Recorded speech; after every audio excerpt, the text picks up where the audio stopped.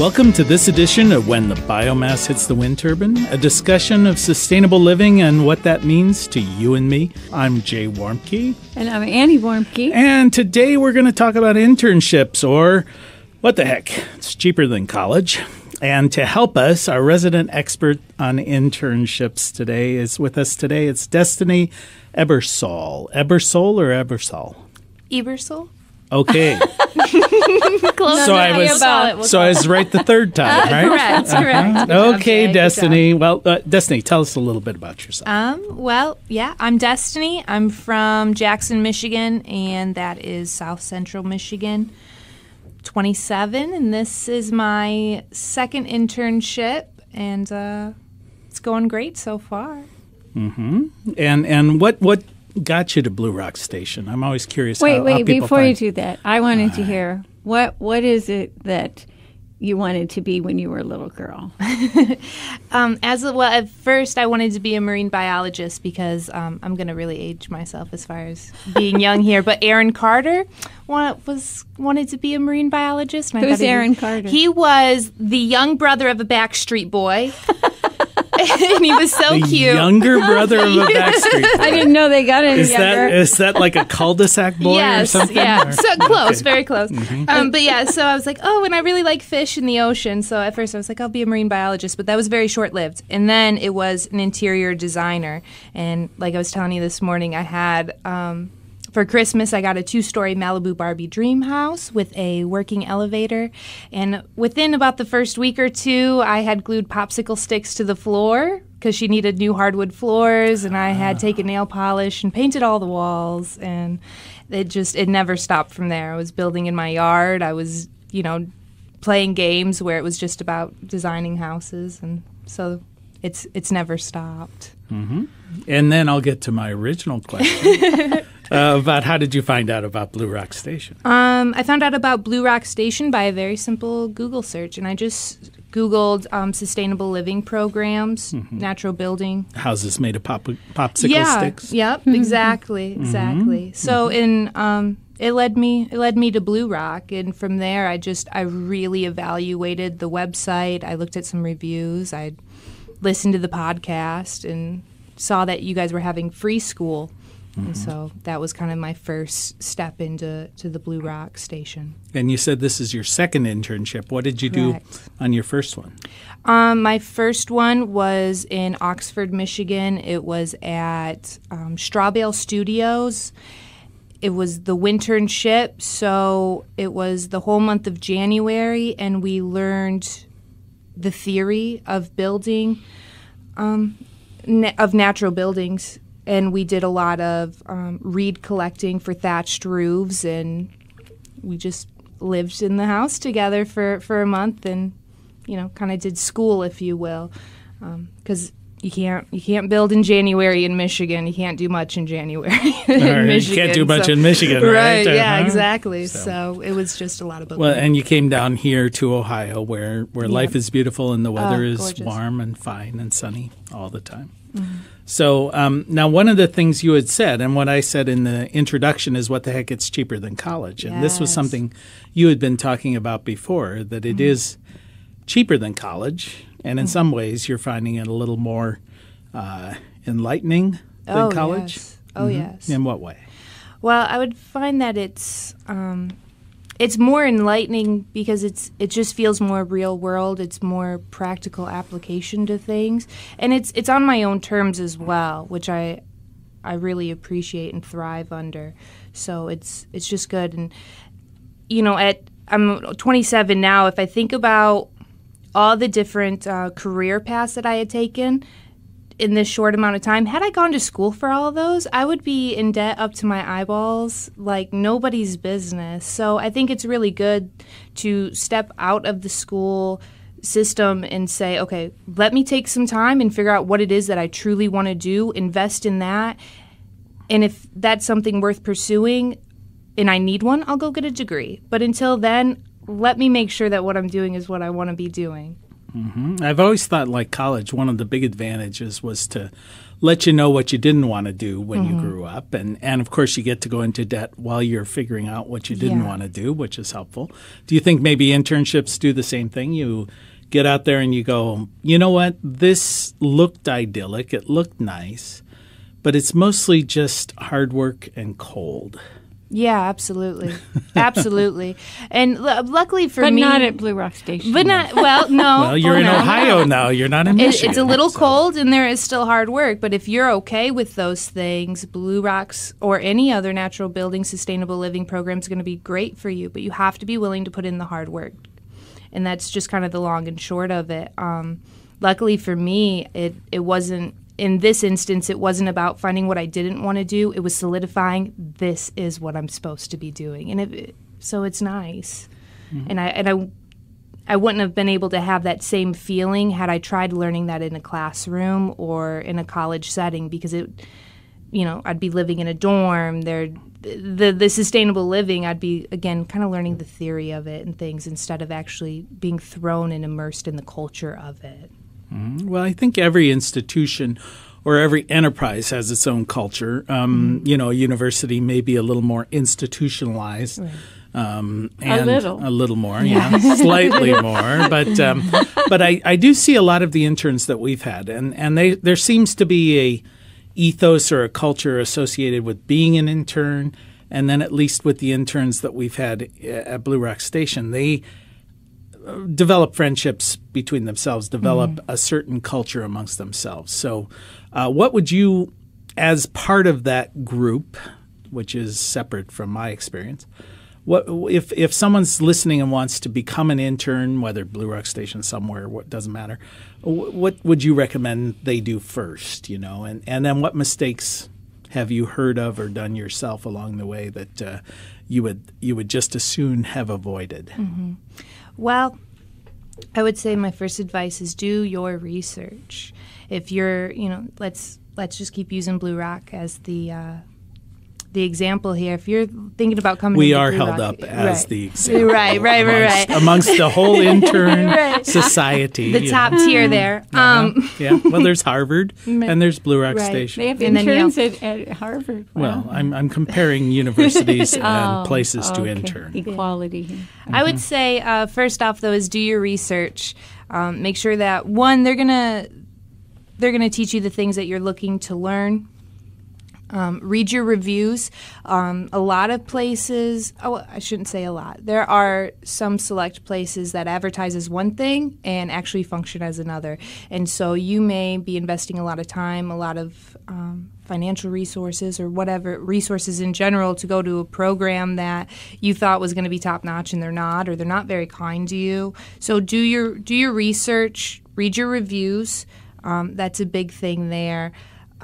Well, when you say read your reviews, I didn't even know we had any reviews. Where would you find these reviews? I mean, is there a Yelp for internships or? No, but you can. I mean, Google's a great source, and they do have reviews on Google for things like this. And if you Reddit's a great community, and they do have subreddits for different internships. And if you're curious about what did interns think at Blue Rock Station, you can start a subreddit or whatever and get on there and see what the response is going to be. That would be a place to talk about us that I would never even have an idea how to find. So Reddit's a great community. You have to be able to spell it first, Jay. Reddit. Yeah, exactly. All right. Okay, it's the past tense of to read it. Okay, well, we won't worry about him looking it up. I'll do it. That's an Annie job. I'll do it. Okay, so you're saying before you get there. Before you get there. Because I have heard from other interns that some places they've gone are really just looking for free labor. It's like, okay, you're now a migrant farm worker. You're going out there, you're going to pick beans from 7 in the morning till 4 in the afternoon, and then don't talk to me. Right, like certain woofer programs. I've heard the same. Well, you mentioned WWOOF. Why don't you give folks a little idea what that is? So woofing, I don't... Well, WWOOF stands for Worldwide opportunities on organic farms. Mm-hmm. And so from my understanding of that, which I've never been a woofer, I have had a friend who had an organic kale farm in Kauai, and they had woofers there, and they treated them very nice. However, that's basically where you come to somebody's farm and they house you, they feed you, they may give you a small stipend if you're lucky enough. But yeah, you work their farm, and I've heard great stories and I've heard horror stories from that. So it just depends on where you're going and who you're working with. Mm-hmm. The other thing that I wanted to mention, though, in looking for somewhere to internship, and I think that this is very important, is you're going to be spending a lot of time with these people. You know, you're going to be coming into their homes for the most part, or onto their land. You want to give a true representation of yourself.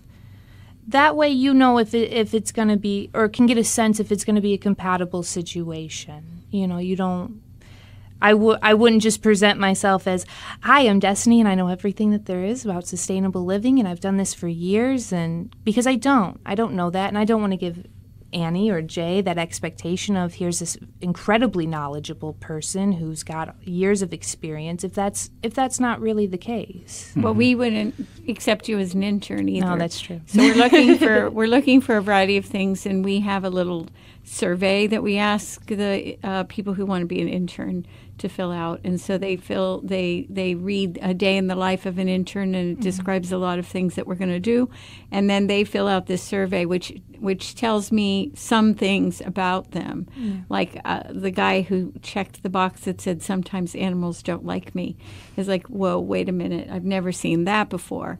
That was me. In disguise. I was rejected as an intern on our own farm. She's like, "Okay, get out of here. You're not gonna last." So we're looking for a certain set of skill sets that have nothing to do with where you went to college or if you even went. We're looking for work ethic. We're looking for compatibility, passion for something, willingness and want to learn. How you feel about women being your supervisor. So there are a variety of things that we care about that you're not going to learn in college. Right. So my advice is just be honest on all that. You want a good fit. You know, if you're spending weeks to maybe even a few months in certain programs, you need to be upfront and honest. And yeah. Well, when you go out on one of these things, you've done your research.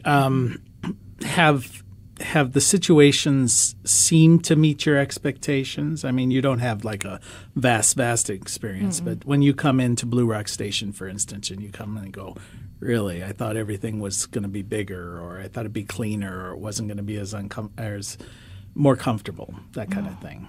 You know, I wish for the sake of this conversation that I could say, you know what, I had this kind of horror story, but I don't. I walked into everything open-minded and open-hearted, and that's a big thing. So there wasn't this huge expectation of cleanliness or even comfortability, because when I'm immersing myself into one of my internships, there's going to be things that make me uncomfortable, or not uncomfortable, I'm sorry, that are just out of my day-to-day, and that's okay. That's part of this process. So it's kind of why you go into it. Absolutely, you grow. Saying, I want new experiences. But we have had people who come say, I want a new experience, and then they come, but this isn't what I'm used to. It's get ready for. If you're kind of an apartment dweller and a city kind of person, then let's get ready for culture shock. Get ready for culture shock, but not in a bad way. Not in a bad way. Just be open. Mm-hmm. Well, you are listening to When the Biomass Hits the Wind Turbine with Jay and Annie Warmke. And we are once again reminding you, it is the end of the world as we know it. And thank God. Thank God. The world as we know it, maybe it needs to end and be replaced with something joyous and new. That's a new another. experience. That's another show. That's another story. That's okay. right. All right. So we're talking with Destiny about internships here today, and Destiny. Well, we're also talking about the idea that there is more to learning than going to college or university. that a lot of the skill sets we really need to have meaningful and rich employment even or experiences in life require using your hands, learning how to build things, learning how to grow things, learning how to deal with people, live in community, all those kind of things that I think you do learn to live in community in college because you get stuck in a dorm and maybe you never learn. Maybe you just hate it. I learned to live in a dysfunctional community, which was actually good preparation for life. But, Okay, that's another show, too. Dysfunctional community. Dysfunction Junction. All right. So what we're saying is then that internships is one avenue towards continuing your education or perhaps even beginning your education because you come out of college or come out of high school pretty much having been institutionalized to a large extent. And then you come out and you begin to actually have to produce. One of the nice things I would say living on a farm is it either works or it doesn't. You know, like you always said, the goats don't care if you know the theory about how to keep them fed. They just want to be fed. Right. They want you to get it right. And if you're building a building, it doesn't care if you know the theory. If it falls down, so there is a sort of a real world cause and effect, or as we used to tell Catlin, natural consequences, right? Yeah, for your behavior. Well, one thing I would say is that, there are, and I think more and more there are intern kinds of situations. Most of them don't pay, and I'm not sure, but I think WOOF, you sign as a provider, if you're a host for WOOF, I think it has to be really clear if there is going to be money exchange because it changes the rules because the laws are different and the setup is different. But there are apprenticeships, and we're seeing more and more of that, particularly with agriculture groups who are saying, we'll give an apprenticeship and there is money, there's funding in that. But the electricians have apprenticeships. There are all kinds of apprenticeships out there.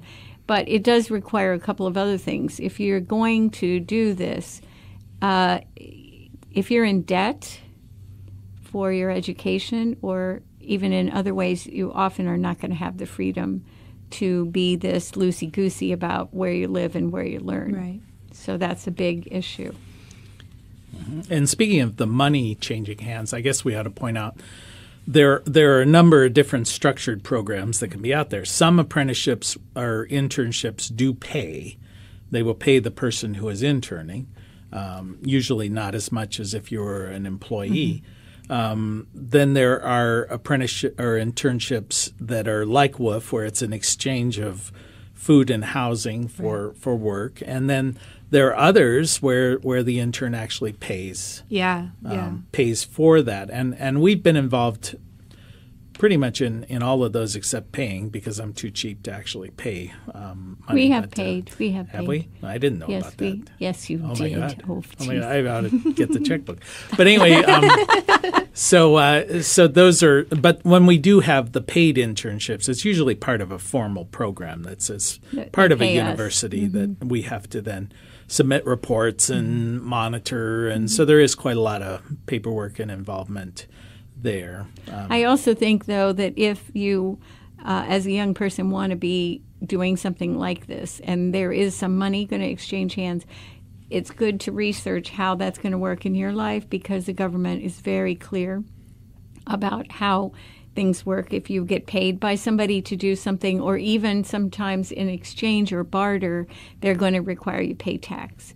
And a lot of my experience in teaching some workshops around the state and different conferences about how to set up an internship program is that people, even the hosts, don't really get it, that there is a certain legality to what you're doing as far as liability and insurance and taxes or whatever, and that it really isn't, like Jay said, about you're here and you're my slave and we'll pick 12 hours today and whatever. So that isn't how we do it. Our job is to teach you everything we know in the 5 minutes that we have you in our life. Right. And then the goal for us is that you're going to take that information and make something of it your own and go be using it somewhere in the world.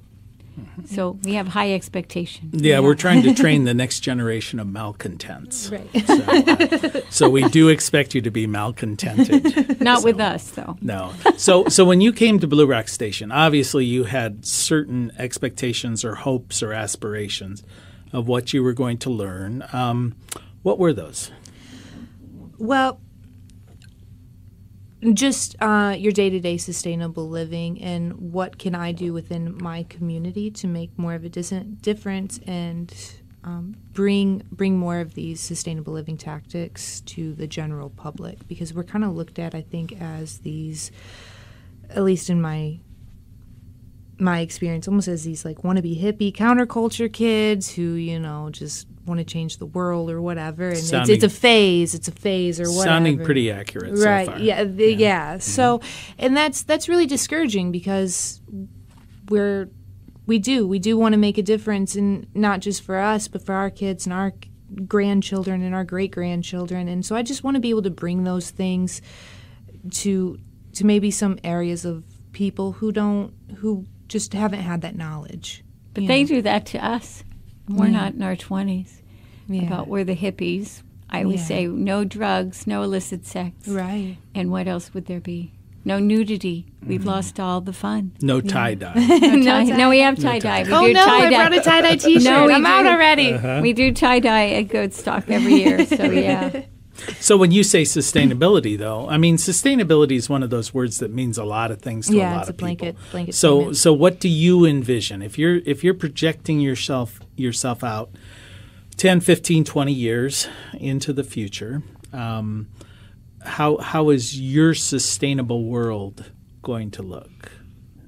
How is my sustainable world going to look? Well, It may just be for you personally, or it's- maybe the whole world. No, it would be for me personally, because I haven't developed such a global brain like that yet. My sustainable living would be knowing that where the materials for my house came from is, where's my energy sources coming from? That's a big one. And is it clean energy? Can I fix those things myself? Can I repair my house myself? Can I grow my own food? Can I take care of my own garden? And for how long? Are the methods of which I'm going about this sustainable? Are they going to last? Can I keep up with the lifestyle that I have? And so to me, I guess that's my idea of sustainable living, that I can literally sustain what I have and not inflict more damage that's already been done to the earth. It's funny when you mention that, too, because it just reminded me a little bit, some of Annie and my discussion. Sustainability is not solely about the planet. Right. We look at each other as we pass 40 years of age and start to We say, forgot what that felt like a long time ago. That's long, and then I mean we filled up the tank 6 times since then. But you say, can we sustain it? Can we sustain the pace? Can we sustain the activity? Can we sustain the work that's involved? I mean, when you're growing a garden, I mean, growing a garden takes a lot of work. Building buildings take a lot of work, and even once they're built, there's a lot of maintenance and there's a lot of dealing with the day-to-day, and all of that takes energy and effort. And is that sustainable? And some of that may be its own answer, because by doing it, you have more energy. You can sustain it better than if we didn't do it. So I don't know. Do you have you're looking at me like you have some sort of No, idea I'm on just that? thinking that really back to what you said about people saying, the people your age that want to live more sustainably, that somehow you get these labels. And I haven't heard that. I get to hear it about myself, but I haven't heard it about you. But from where I'm sitting, what I see is this group of people who are bringing along, first of all, a really strong message of we're not the haters. Right. And then I think there's a message that says we think that our culture has lied to us. Oh, yeah. So all of our growing up years, they've been lying to us, and that we see what we need to do is not work 40 hours a week at one job, so we depend on one paycheck, so when it goes away, we got nothing, to how do we work in a way that is efficient, supports our health, supports time with the people that we love. Yeah. And that we have some leisure time, not for entertaining ourselves, but for taking care of ourselves. Mm-hmm. And that's what I see that segment of the 20-somethings at this point. So I'm maybe biased in that.